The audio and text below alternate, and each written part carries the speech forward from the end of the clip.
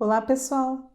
Então, esse vídeo é basicamente sobre efluente. Nós vamos falar de efluente industrial. Gente, nós temos efluente sanitário, que é aquele efluente muito parecido com o domiciliar, que também muitas vezes classifica o próprio efluente comercial, né, como um efluente sanitário por ser parecido com o domiciliar, e nós temos o efluente industrial. A gente vai falar neste momento sobre efluente industrial. Por quê, Roseli? Nós vamos partir do princípio do poluidor pagador. Eu sou obrigado a tratar todo o resíduo que eu gero, ou seja, eu sou obrigada a descartar ele de uma forma coerente. Com efluente não é diferente. Eu tenho que fazer o tratamento, eu tenho que devolver essa água ao meio ambiente dentro dos padrões legais, ou seja, os limites que são estabelecidos pela legislação, independentemente de como esse efluente é gerado no processo produtivo. Confuso? Não, vai ficar bem claro agora. Qualquer atividade produtiva que gera efluente, ela vai gerar efluente industrial, caracterizado como industrial. Por conta disso, eu preciso fazer um laudo de análise, verificar quais são os parâmetros que estão fora daquilo que a legislação permite, que seja parâmetros de descarte, e preciso tratar para que isso fique dentro dos limites previstos na legislação. De que legislação eu estou falando? Onde é que estão esses parâmetros? Por exemplo, quanto de óleos e graxas eu posso ter num efluente? Você vai ter isso de forma muito clara no CONSEMA 430 ou em legislações específicas no seu estado. O estado de São Paulo tem legislação específica, o Rio Grande do Sul tem legislação específica, vários estados têm legislação específica no que se refere a descarte de efluente. Seu estado não tem, vale a legislação federal, CONAMA 430, beleza? Bom, ali eu vou ter escrito quais são os limites e quais são os parâmetros e os limites que eu vou poder descartar. Por exemplo, eu posso descartar 30 ppm de óleos e graxas. Então, o meu limite, o meu teto são esses 30 ppm. Se eu estou vindo de um efluente que tem 1.000, 2.000, 4.000, ou se eu estou vindo de um efluente que tem 35, qualquer coisa maior que 30 é passível de tratamento, porque o meu limite são 30 ppm, certo? Então, eu preciso ter uma segurança no meu processo de tratamento, ele precisa ser redondo porque a responsabilidade deste efluente que está saindo é minha. Então, eu tenho a responsabilidade do tratamento e tenho a responsabilidade do descarte, aonde eu vou descartar. Quando eu falo minha, eu falo do empreendimento que está gerando este efluente e eu falo, Roseli, consultora deste cliente. Eu cuido disso, eu controlo todo esse sistema também, tá? Dependendo do volume, óbvio, vai ter uma estação maior, vai ter uma estação menor, ou pode ser que nem tenha uma estação. Pode ser que eu simplesmente terceirize o meu efluente. Mas que momento eu vou terceirizar esse tratamento? A partir do momento que eu vejo que o volume é muito pequeno. Se eu tenho um volume lá de 3 metros cúbicos por mês, não vale a pena fazer um investimento. Investir numa estação de tratamento de efluentes, aquisição de produtos químicos, aquisição de equipamentos, geração de lodo, descarte de lodo e etc., para tratar 3 metros cúbicos uma vez por mês. O que é mais coerente dentro do possível? Eu buscar uma empresa apta, habilitada, que seja licenciado para tratar este meu efluente. Então, ela vai fazer esse tratamento e eu vou fazer o quê? Eu vou monitorar ela, eu vou auditar ela periodicamente, eu vou querer acompanhar o sistema, vou pedir para ver os laudos de análise do efluente dela antes de ser descartado, ou seja, eu vou monitorar ela. Mesmo eu terceirizando este tratamento, a responsabilidade continua sendo minha sim. Afinal de contas, eu sou o gerador, o empreendimento é o gerador, ele continua sendo responsável por isso. Mas é mais tranquilo, quando os volumes são pequenos, eu monitorar esse terceiro do que eu ter toda essa estrutura de monitoramento interno, ok? Lembrando sempre que se eu for terceirizar isso, a responsabilidade do transporte da empresa, do meu empreendimento, até essa empresa terceirizada que vai fazer o tratamento, continua sendo minha. Eu sou responsável pelo transporte, eu sou embarcador, independentemente de quem está pagando o frete. Tá? Isso é muito importante. Nós estamos falando aqui da questão ambiental, responsabilidade administrativa, civil, penal na esfera ambiental. Tranquilo até aqui? Bom, então vamos lá. A empresa vai gerar um determinado efluente. O que eu vou fazer? Eu vou fazer uma avaliação para ver quais são as características que este efluente tem, para ver a real necessidade de tratamento que ele vai ter. Ah, Roseli, mas o efluente que a empresa gera é a purga da caldeira. Eu preciso tratar a purga da caldeira? Não sei. Você vai fazer uma análise, vai definir quais são os parâmetros que você precisa analisar neste efluente em específico. No caso, a gente está falando de purga de caldeira. Você vai fazer DBO, DQO, sólidos suspensos, sedimentáveis, pH, nitrogênio, fósforo. Você vai elencar os parâmetros que você precisa, vai pedir para o laboratório coletar uma amostra, analisar esse efluente e ele vai passar para você um laudo de análise dizendo o que ele encontrou. E você vai pegar esse laudo e vai comparar com aquilo que a legislação permite. Ah, deu uma DQO de 20 ppm, mas a legislação me permite descartar até 100. Tranquilo, então você está, para a DQO, você está dentro do limite previsto. E assim você vai fazer com todos os parâmetros. Roseli, todos os parâmetros deram dentro daquilo que a legislação permite. Tudo deu abaixo da legislação. Eu preciso tratar da mesma forma? Não. Se tudo deu abaixo do que você precisa, todas as concentrações que você encontrou deram abaixo daquilo que a legislação apresenta, você não precisa tratar. Você já tem um efluente teoricamente tratado. Não foi você quem tratou ele, mas ele está dentro dos padrões para descarte. Então você pode descartar esse efluente e periodicamente você repete esse laudo. Ah, em que momento eu repito o laudo? Ah, repete o laudo quando muda algum produto, quando muda processo, quando muda equipamento, quando tem alguma mudança significativa, repete tudo isso. Ah, mas eu não tenho nenhuma mudança significativa, meu processo é o mesmo há 10 anos, eu faço um laudo só e morreu? Não. Então faz um laudo uma vez por ano. Se é uma vazão pequena, faz um laudo uma vez por ano. É importante você ter este histórico, você ter este acompanhamento. Quando perguntarem para você, ah, mas esse efluente é tratado? Não, não é tratado, mas tem que ser tratado. Você vai pegar o laudo e vai mostrar, não, não é tratado porque aqui ele atende os parâmetros que a legislação regulamenta. Se ele atende os parâmetros, não tem o que eu tratar. Eu vou tratar para atender o quê? Se a ideia sempre é atender esses parâmetros aqui e o resultado já atende. Mas periodicamente eu vou repetir essa análise sim, para eu ter uma segurança maior em relação aos resultados. Um outro detalhe bem importante também, quando muda a legislação, repete a análise, porque sempre muda algum parâmetro, muda alguma concentração, repete a análise, para você estar em dia com aquilo que a legislação prevê. Agora, eu fiz a análise e deu algo fora, deu algum parâmetro fora. O que eu tenho que fazer? Bom, então eu tenho que tratar para atender este parâmetro. Qual o tratamento que eu vou fazer? Qual foi o parâmetro que deu fora? Qual é o processo que eu tenho? Eu preciso conhecer o processo que eu tenho, conhecer o efluente, para a partir daí eu determinar qual o tratamento deste efluente vai ser feito. Isso é feito de uma forma muito tranquila, sempre não tem grandes mistérios para fazer isso, mas você precisa conhecer. Ah, Roseli, eu vou ter uma vazão de 3 metros cúbicos por semana. Eu vou fazer uma estação de 3 metros cúbicos por semana? Não sei. Se você gera 3 metros cúbicos por semana e é um efluente com característica biológica, talvez você não consiga fazer um tratamento interno. Por quê? Porque é uma vazão muito baixa. Ah, não, mas eu tenho 3 metros cúbicos por semana e vai ser um efluente que eu consigo tratar de forma fisicoquímica. Os parâmetros que eu preciso atender, eu atendo de forma fisicoquímica. Posso ter uma estação dentro da empresa? Posso, mas vale a pena eu investir nisso? Até que ponto? Quanto vai me custar investir nessa estação? E aí, pessoal, quem vai entrar nessa história? O consultor, quem tem o know-how, quem conhece. Lembra que o empreendedor, ele vai tomar decisão, mas ele vai tomar decisão em cima da informação que você vai dar, reta, sensata, correta, coerente. Isso vai ser o balizador da tomada de decisão dele. Então, neste momento, é muito mais fácil eu fazer o quê? Um estudo para ver se é viável eu ter uma estação de tratamento de efluente. Quais são os parâmetros, quais são os controles? O que eu vou precisar nessa estação? Bom, eu vou precisar da estação propriamente dita, vou precisar de equipamento, de bomba, de tanque, de tubulação, ou seja, eu vou precisar montar a estação. Eu vou precisar de uma área que seja impermeabilizada. Tudo isso eu tenho que prever, eu vou precisar de um filtro prensa, de um leito de secagem, alguma coisa que desidrate este lodo. Eu vou precisar mandar este lodo para algum lugar, seja para um aterro, seja para uma destinação final de uma outra forma, para um beneficiamento, mas eu vou ter que descartar esse lodo em algum momento.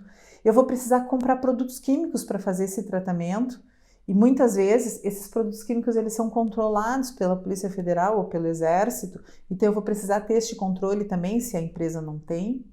Eu vou precisar de um operador para cuidar do sistema, vou ter que treinar uma pessoa que saiba cuidar do sistema, eu vou ter que ter um responsável técnico pelo sistema, porque eu estou falando de um processo físico-químico ou biológico, eu vou precisar de um responsável técnico para cuidar de tudo isso. Eu vou precisar de um laboratório que venha periodicamente fazer essas análises de monitoramento. Então, eu preciso colocar tudo isso no papel. Colocar tudo isso no papel e ver quanto tudo isso vai custar no final da história. Isso eu falo em 2 custos bem claros neste momento. Eu vou ter o custo de instalação e eu vou ter o custo de manutenção desse sistema. São 2 custos que eu preciso ponderar, sim. Eu preciso apresentar isso para o empreendedor. Porque não é só colocar a estação lá e ela ficar rodando. Não, ela vai ter manutenção, vai dar problema na bomba, ou seja, uma série de outros problemas que vão vir no caminho. E eu preciso ter isso bem claro, bem quantificado no meu levantamento inicial. E paralelo a isso, eu vou fazer um outro estudo. Quanto me custaria terceirizar isso? Me custaria R$1 por metro cúbico o tratamento, mais 50 centavos o metro cúbico do transporte. Estou chutando, tá, gente? Óbvio que não é isso. Vai me custar isso. Então, no final, eu avalio e levo essa informação para o empreendedor para tomada de decisão. Aqui é fazermos interno e aqui é nós terceirizarmos. Cabe ao empreendedor tomar a decisão neste momento. Lógico, pessoal, que isso muito bem fundamentado, isso muito bem argumentado. Se o volume é pequeno, não pense pequeno. Se o volume é pequeno, não pense assim, mas eu vou fazer um projeto, vou cobrar o projeto à parte, vou ganhar alguma coisa com isso e depois eu vou assumir a responsabilidade técnica. Não pensa pequeno. Pensa pequeno, porque amanhã ou depois, se realmente o volume for insignificante, alguém vai chegar lá e vai dizer para o empreendedor assim, tá, mas por que tu não terceirizou isso aí? Não teria saído muito mais barato se tu tivesse terceirizado isso? O teu consultor não te falou e daí você fica com cara de né? Pois não, fica chato. Então, não pensa pequeno, pensa que você quer levar uma solução para o empreendedor que faça diferença na vida dele. Você não quer colocar mais um custo, você não quer ganhar alguma coisa com isso, você quer cativar o cliente para você. Então, pensa muito antes de propor coisas estapafúrdias. Por que eu falo dessa forma?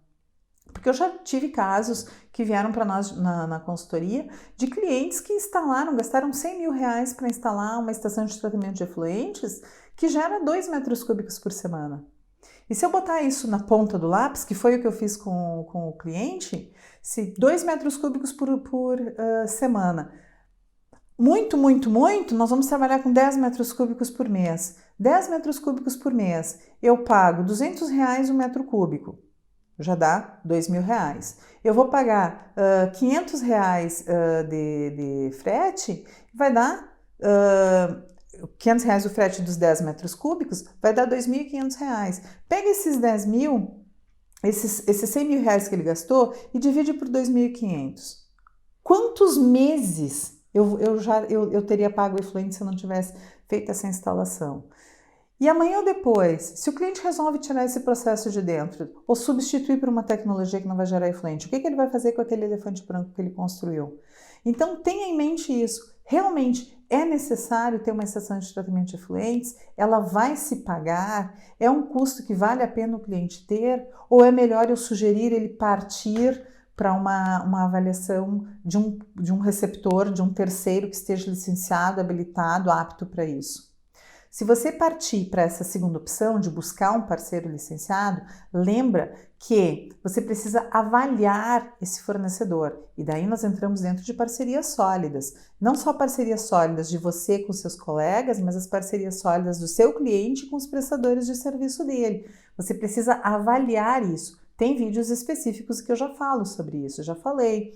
Como você avalia esse receptor, como você audita ele, o que você olha, o que é importante você conhecer deste receptor, até onde você pode ir com todas as informações que esse receptor te dá e qual a segurança que você tem disso.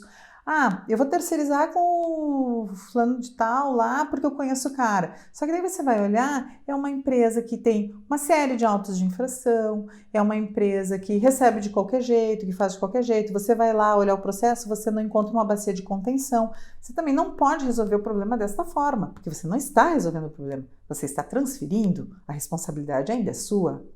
Então é importante, no momento de indicar esse terceiro, você saber exatamente como ele trabalha. O que eu posso te sugerir, que é uma coisa que eu faço muito, conheça na sua região Quem são os receptores de efluente? Ou até mesmo de um resíduo um pouco mais complexo, sei lá, lâmpadas de repente. Quem são esses receptores? Visita, audita, conversa. Para no momento que você precisar indicar alguém, você já ter mais ou menos em mente o que você pode utilizar, quem você pode fazer. E quando você vai lá visitar essa empresa, verifica como é que é feita a avaliação de tratabilidade, como é que é feita a avaliação do recebimento, mapeia tudo com a empresa. Marca um momento, vai até essa empresa e visita, pega o responsável técnico da empresa e visita todo o processo deles. Entenda o processo. Para quê? Para você ter segurança, para você poder indicar para outros, para você levar isso para os seus clientes, esses clientes que geram um pouco efluente que não tem o que fazer com ele, ok? Bom, mas nós ainda temos aqueles clientes que vão gerar muito efluente, que eu vou pegar o laudo, vou ver que tem parâmetros fora, vou pegar a vazão, vou ver que a vazão é alta e não tem, é inviável. O cliente gera 20 metros cúbicos por dia. Como é que eu vou terceirizar um tratamento de 20 metros cúbicos por dia? Eu vou ter que ter um caminhão na rua todos os dias levando e trazendo, não dá. O frete acaba inviabilizando, o sistema acaba inviabilizando. Então o que o cliente tem que fazer? Ele vai ter que fazer alguma coisa interna. Aí sim, aí vai ser feito um projeto interno. Aí você vai conseguir pegar todo o seu conhecimento técnico e elaborar um projeto para o cliente. Quais etapas de tratamento, como isso vai acontecer, como o lodo vai sair, como ele vai ser desidratado, para onde ele vai, como vai ser transportado, com que frequência você vai ter operação, quantos operadores você vai precisar para o sistema, como esses operadores vão ser treinados, os produtos que você vai utilizar. Todas essas informações você vai então elaborar num projeto de sistema de tratamento de efluentes. Entendido? Então, só para a gente revisar o que foi falado até agora. Um laudo para verificar se o efluente precisa ser tratado ou não. Precisa ser tratado, eu preciso conhecer a vazão dele. Conheço a vazão dele. Posso terceirizar? Posso partir para terceirização. Não. Tem uma vazão muito alta, eu não posso terceirizar? Eu tenho que fazer um projeto interno e sim, eu tenho que tratar internamente. Pessoal, um detalhe, um parêntese aqui. Lembra que você está dentro do cliente para cuidar dos interesses dele. É isso que está com o jogo. Então, você está ali pelo cliente, não por você. Você é subordinado a ele e você responde direto para ele. Para quê? Para defender os interesses dele. Então, não faça parcerias em que você pode se arrepender depois. Quem paga você é o seu cliente, não é o receptor de resíduo para você indicar ele. Toma muito cuidado com isso. Você não pode, em momento algum, ficar na mão de terceiros que depois você não consegue desmanchar os negócios. Quem paga você, quem contratou você é o seu cliente. E você tem que ter a liberdade de escolher o tráfego, o trânsito entre os receptores que você quer. Não se vincule a ninguém. Isso é um risco que muitas vezes o consultor acaba caindo por uma questão até de ganância, e que não é uma situação segura para o consultor, muito pelo contrário.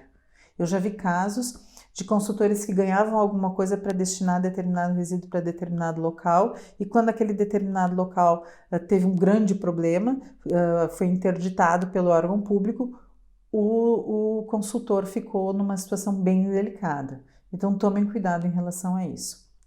Fecha parêntese. Mas voltando à questão do nosso efluente, nós já temos os 3 cenários. O laudo deu ok, não preciso tratar, vou descartar, periodicamente vou fazer um laudo. O laudo deu problemas? Sim, precisa de um tratamento. Vou buscar o quê? Vou buscar a vazão disso. Qual é a vazão? Vale a pena tratar interno? Posso terceirizar. Terceirizo, vou buscar um parceiro sólido. Tenho que tratar interno porque o volume é muito grande, vou trabalhar num projeto. Quando a gente chega no projeto, pode ser que o efluente requeira conhecimentos que você não tenha. Tá? E isso já aconteceu comigo, de pegar um efluente, tinha que fazer um tratamento nele, o volume era bastante grande e eu não dominava aquele assunto. O que eu fiz? Eu fui buscar parceiros sólidos, empresas sólidas, que podiam fazer aquele projeto, podiam trabalhar comigo naquele momento. Ok, não tem nada feio nisso. Se você não sabe fazer, seja honesto, diga, olha, meu conhecimento não é tão profundo nesse assunto quanto eu gostaria. Vamos buscar um parceiro que tenha um domínio maior sobre este assunto para nos ajudar a resolver. O seu cliente vai gostar muito mais da sua sinceridade do que você dando explicações depois por um sistema que funcionou errado, tá? Não esquece esse detalhe também. Bom, mas eu falei no início da conversa que nós fizemos um laudo. Lembra lá que o laudo deu dentro ou fora, os limites de acordo com a resolução, né? Gente, o laudo ele é feito com um laboratório externo. É importante que o laudo sempre seja feito por um laboratório externo, um laboratório que seja cadastrado no Inmetro. Se a legislação do seu estado requerer isso, que o laboratório seja cadastrado junto ao órgão ambiental pertinente, o laboratório tem que ser cadastrado junto ao órgão ambiental pertinente. Por que eu enfatizo tanto isso? Porque o laudo ele é uma prova a qualquer momento.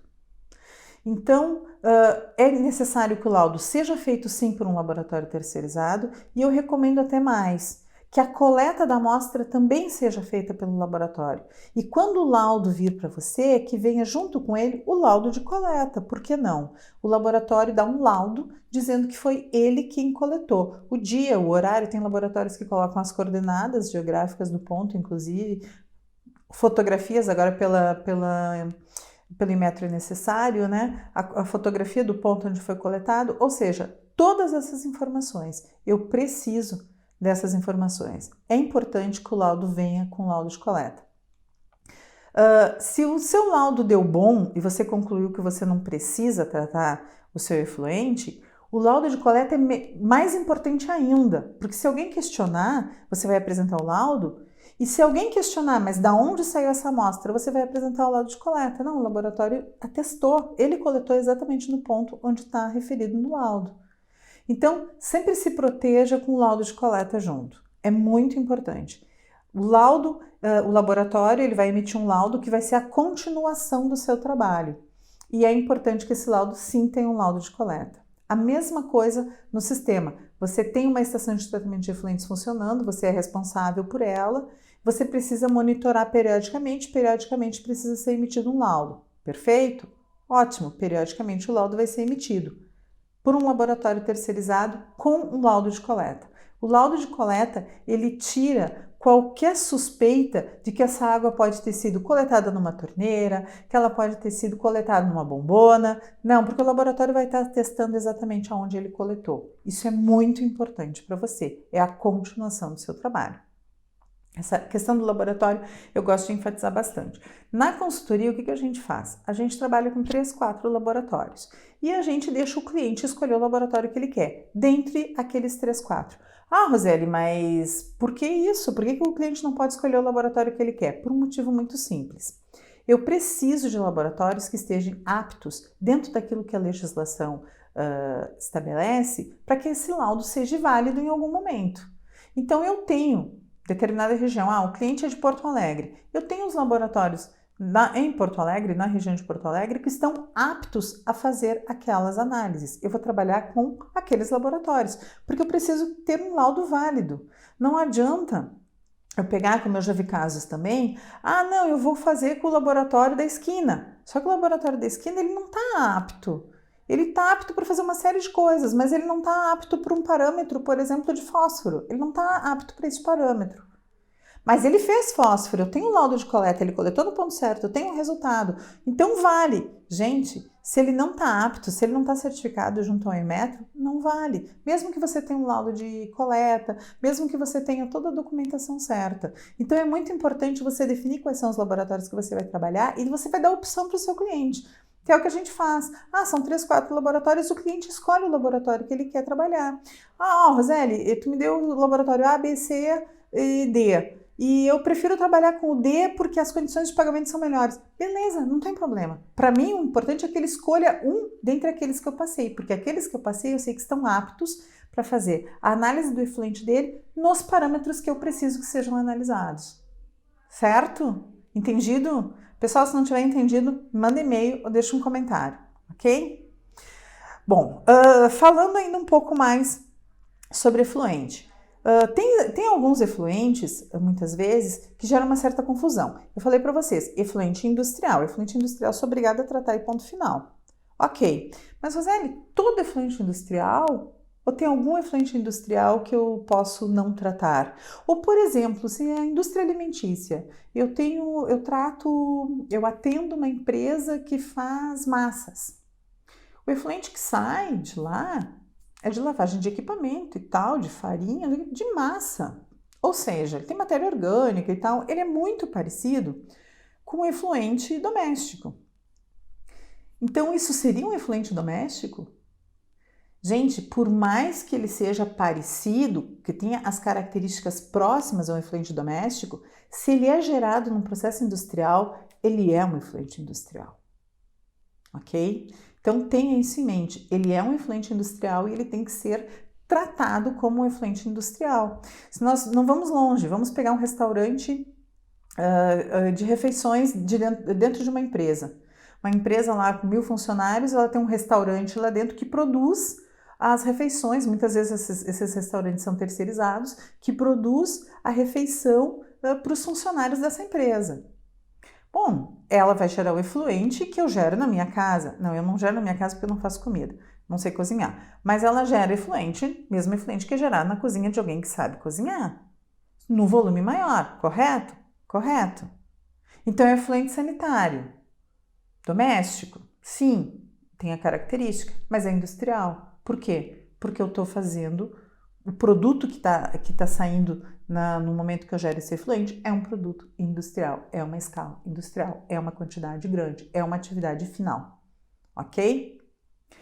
Lógico, existem alguns órgãos licenciadores e até mesmo concessionários de abastecimento que elas aceitam esse efluente sem tratamento, dentro da rede delas e elas mesmas que vão tratar. Só que daí cada caso é um caso.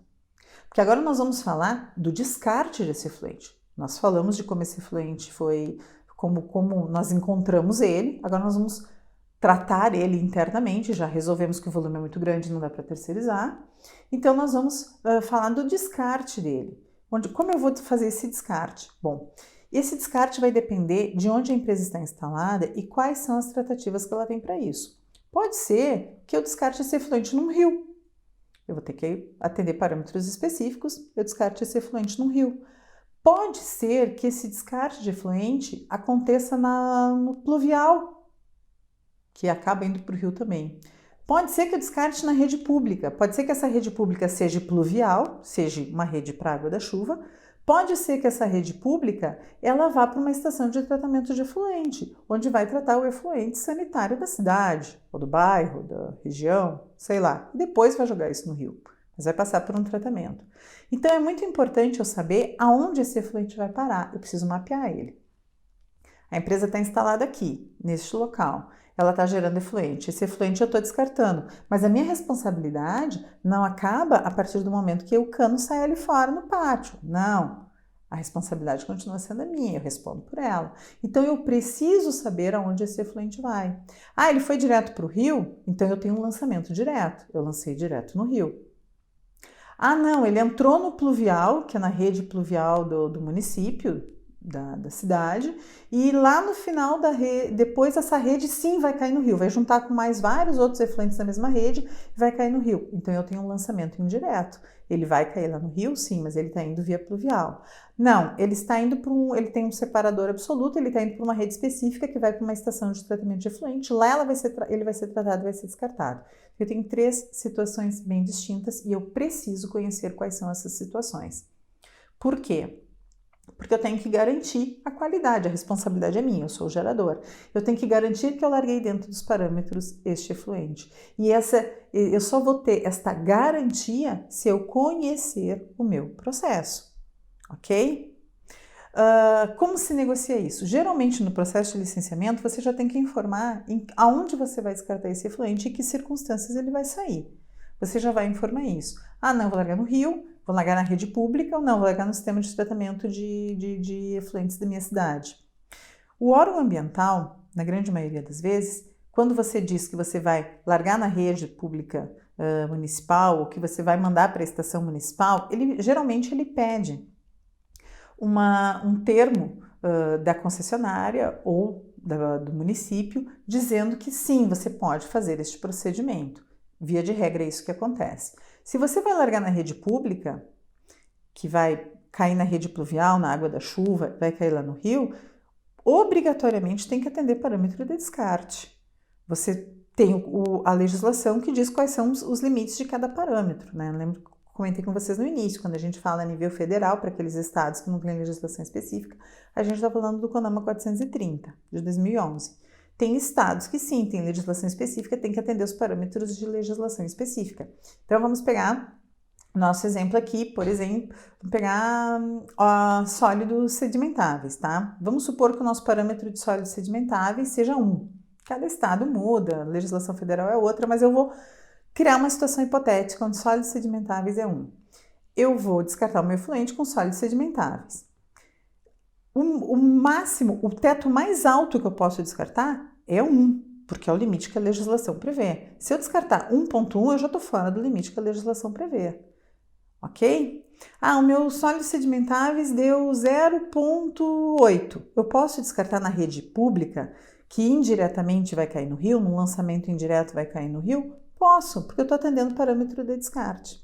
Eu vou largar na rede pública e vai se juntar com outros efluentes. Ok. Eu posso largar na rede municipal que vai para ET com esse parâmetro? Posso, é um efluente tratado. Tá, mas e se não deu 0.8, deu 1.4? Eu posso?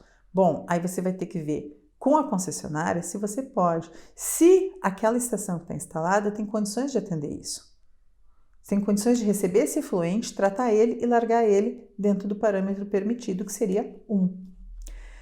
Onde está a grande importância disso? Tem alguns parâmetros que a estação de tratamento de esgoto da sua cidade, do seu município, não vai conseguir atender. Por quê? Porque ela foi concebida para efluente doméstico. Lembra a história da fábrica da massa que a gente comentou antes? Então, aquele efluente que sai da fábrica lá de massa, ele é muito semelhante ao efluente que a gente gera em casa, assim como o efluente do refeitório que fez a alimentação da empresa. Então eu consigo, porque eu vou ter o quê? Eu vou ter DQO, DBO, vou ter sólido, vou ter gordura, vou ter surfactante, vou ter algumas coisas que aquela estação está apta a receber. Por quê? Porque é muito semelhante ao efluente doméstico.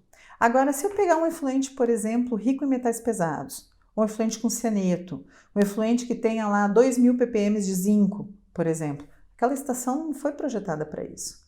Eu preciso de um tratamento físico-químico rígido, eu preciso ter precipitação de metais. Isso não é característica de efluente sanitário, de efluente doméstico. Então, eu não tenho como descartar isso, porque a estação do município ela não vai conseguir tratar. Sem contar que talvez a toxicidade do meu efluente seja tão grande que venha até a prejudicar o tratamento dela. Por isso que é importante saber o que gera o efluente, saber como este efluente foi gerado, quais são as características dele, para saber as ações tomadas. Tá? O que a gente acaba vendo com mais frequência do que se gostaria?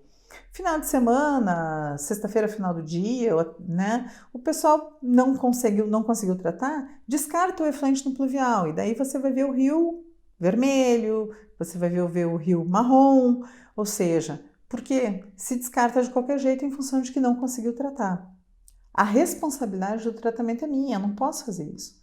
Eu tenho que tratar e largar aquele efluente dentro dos limites que são previstos pela legislação, sim, para aqueles parâmetros que eu analisei inicialmente e eu vi que deram alterados, deram fora das concentrações legais permitidas.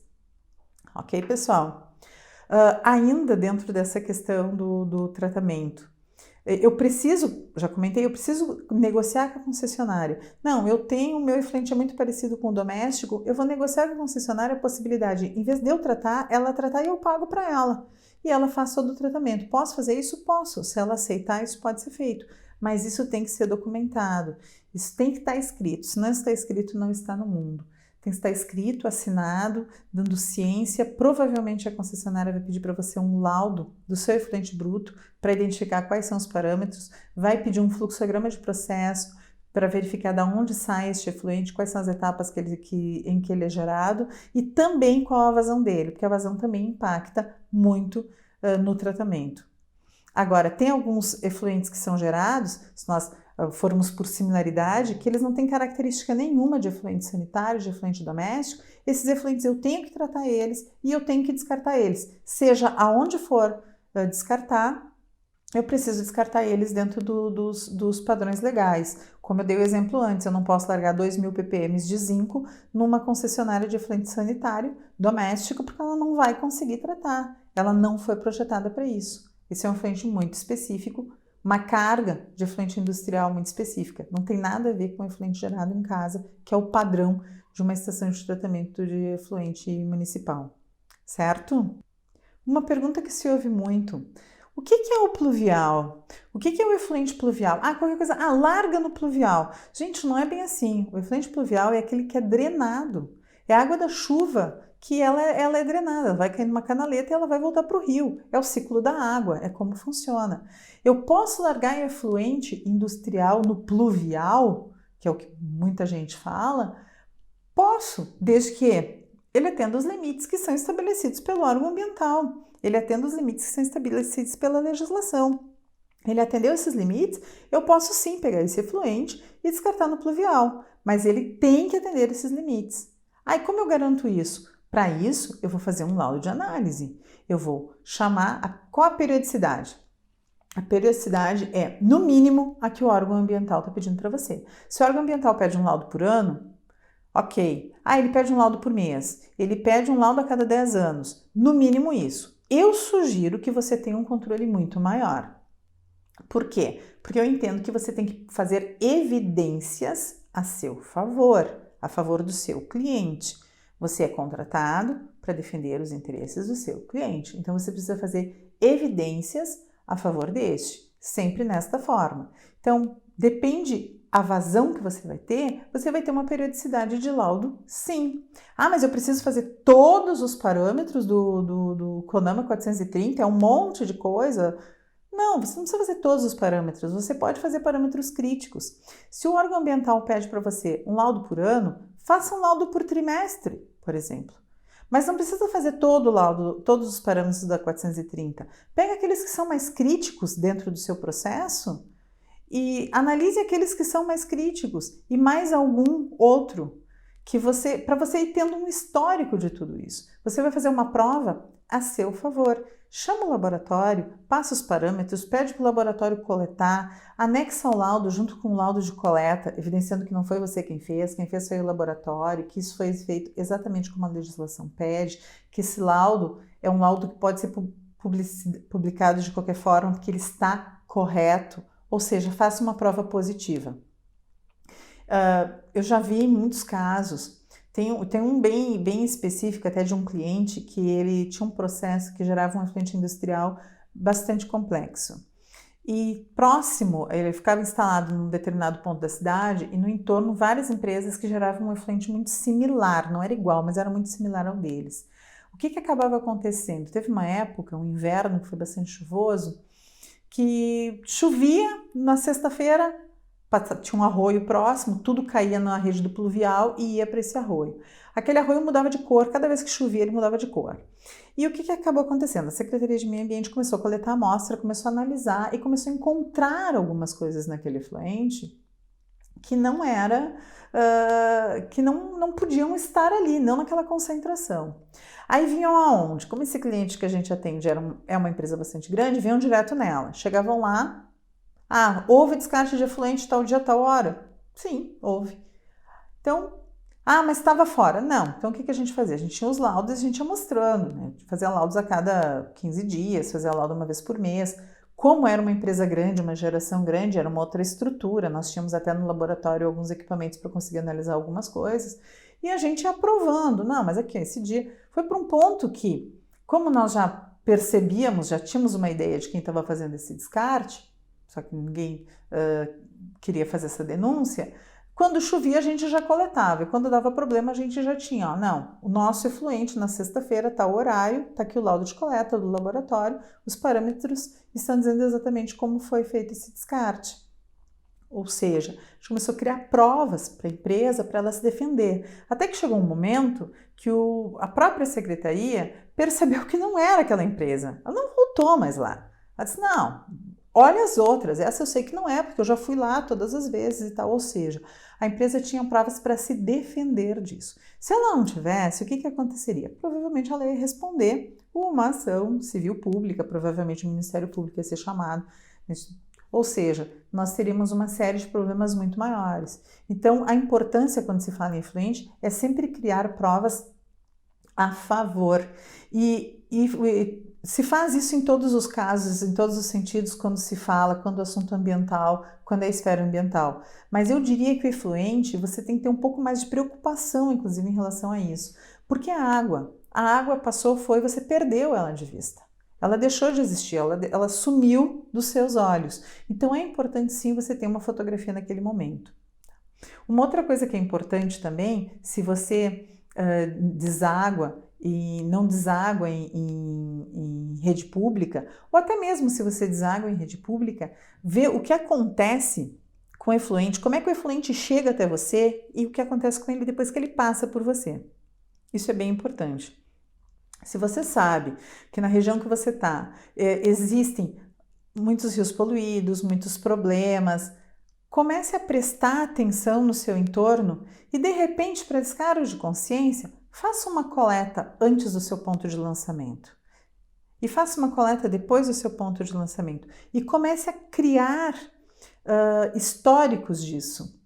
Ah, não, mas eu vou estar fazendo prova contra mim? Não, você vai estar fazendo prova para você se defender. Pegue os parâmetros que você considera mais crítico. Se antes de você existe uma empresa, por exemplo, de produtos químicos, verifique alguns parâmetros de produtos químicos e faça uma análise para saber como esse efluente chega até você, para você conhecer qual a contribuição que o seu cliente está dando para aquele efluente. Ah, Roseli, mas o meu cliente só tem ele, é uma região super tranquila, é um bairro residencial, eu não preciso me preocupar com isso? Ok, dá uma relaxada, mas mesmo assim, olha o que você tem em volta.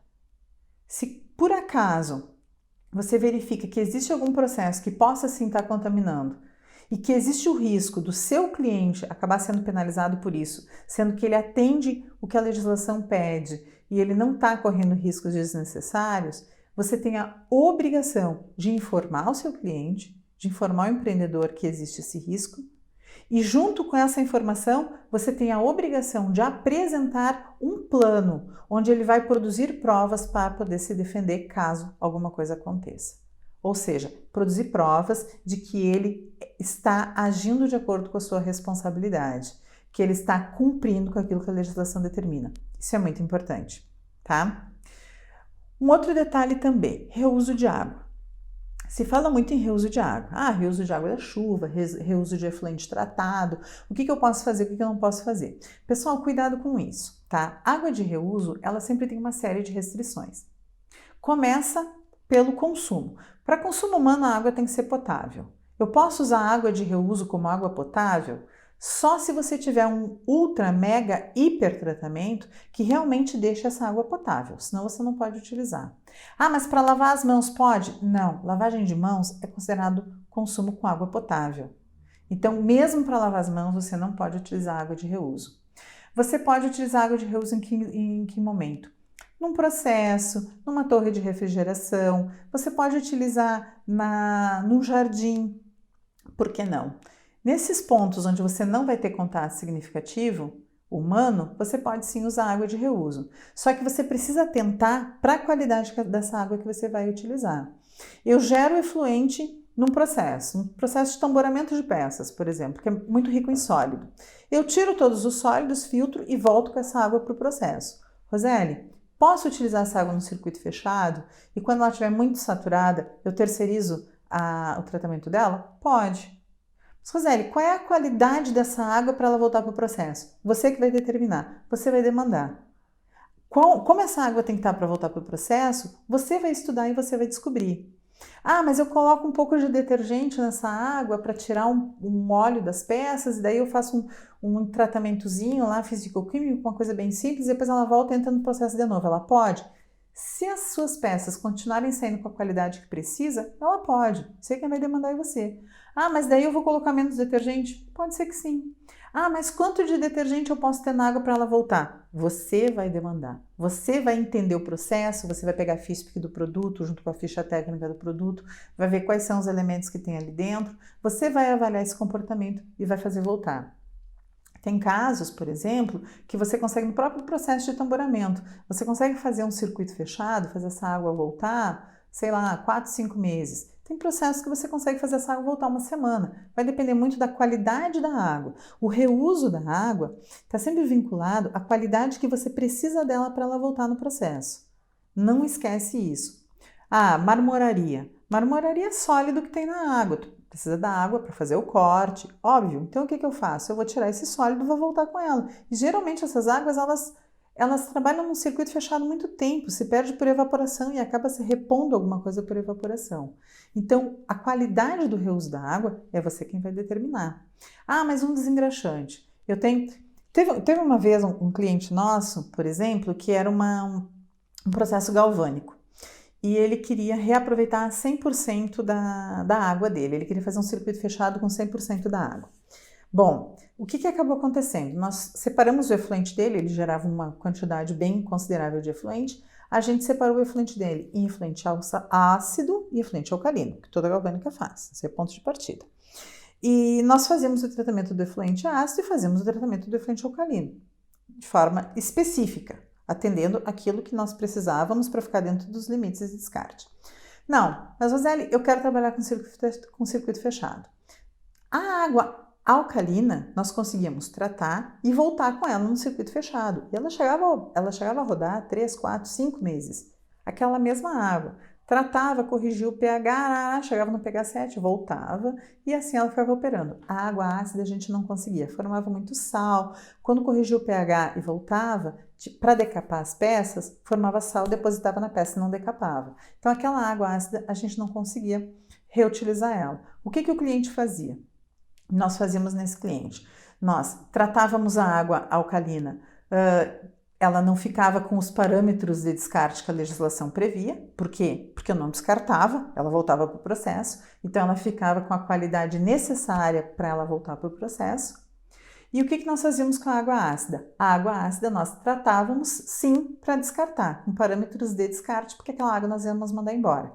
Porém, nem toda a água ácida a gente mandava embora. Porque como a água alcalina nós perdíamos um pouco dela por evaporação, em função da temperatura, da umidade, etc., na hora de repor, a gente repunha com aquela água ácida que tinha sido tratada. Podia fazer isso, não afetava a qualidade nas peças que eram feitas. Inclusive, essa empresa, ela banhava carrinhos de supermercado, para vocês terem uma ideia. Eram tanques bastante grandes, porque os carrinhos são grandes.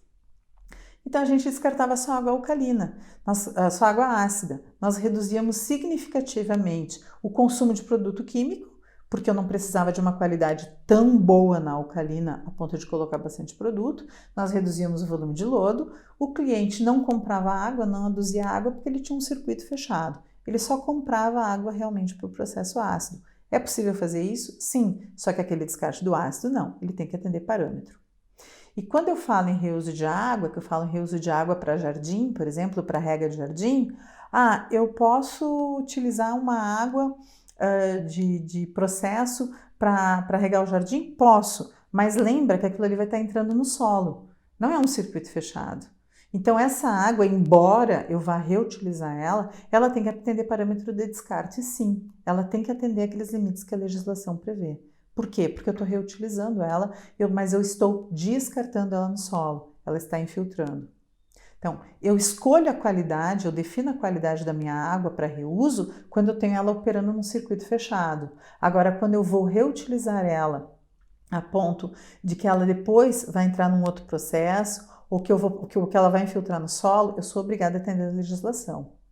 A mesma coisa é eu utilizar a água do meu efluente tratado no meu processo industrial na descarga dos vasos sanitários. Para eu utilizar ela na descarga dos vasos sanitários, eu preciso que ela esteja atendendo o parâmetro de descarte. Por quê? Porque depois ela vai cair num outro processo, seja numa ET dentro da empresa ou seja numa ET fora da empresa.